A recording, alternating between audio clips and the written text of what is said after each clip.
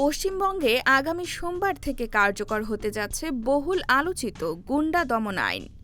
মুর্শিদাবাদের বহরমপুরে প্রশাসনিক বৈঠক ও জনসভায় মুখ্যমন্ত্রী শুভেন্দু অধিকারী ঘোষণা দেন, নতুন এই আইন কার্যকর হলে সন্ত্রাস, দাঙ্গা হাঙ্গামা ও সরকারি সম্পত্তি ধ্বংসের মতো ঘটনা কঠোরভাবে দমন করা হবে।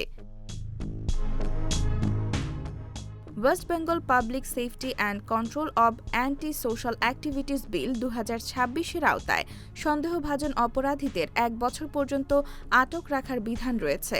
সরকার বলছে, এটি আইন শৃঙ্খলা রক্ষা ও অপরাধ নিয়ন্ত্রণে গুরুত্বপূর্ণ ভূমিকা রাখবে।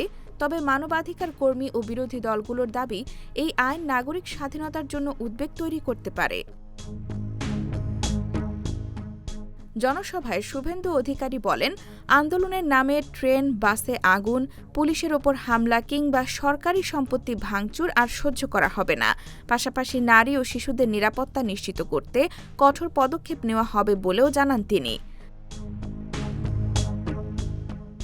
সরকারি প্রকল্পে দুর্নীতি ও জালিয়াতির বিরুদ্ধেও কড়া অবস্থানের কথা জানিয়ে মুখ্যমন্ত্রী বলেন, ইতোমধ্যে শত শত ভুয়া সুবিধাভোগী শনাক্ত হয়েছে এবং জড়িত কর্মকর্তাদের বিরুদ্ধেও ব্যবস্থা নেওয়া হবে। এছাড়া সীমান্ত নিরাপত্তা জোরদারে বিএসএফ ও রাজ্য পুলিশের সমন্বয় বাড়ানোর কথাও জানান তিনি। অন্যদিকে আমজনতা উন্নয়ন পার্টির চেয়ারম্যান হুমায়ুন কবির এই আইন ও মুখ্যমন্ত্রীর বক্তব্যের সমালোচনা করে প্রশ্ন তুলেছেন, গণতান্ত্রিক ব্যবস্থায় মত প্রকাশের স্বাধীনতা কতটা নিশ্চিত থাকবে।